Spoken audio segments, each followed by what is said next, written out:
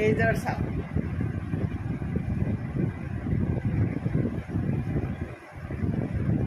আচলটো এইটো হ'ল আপোনাৰ চাইড পাৰি, এইটো ব্লাউজ পিচ আৰু কাপোৰযোৰ হ'ল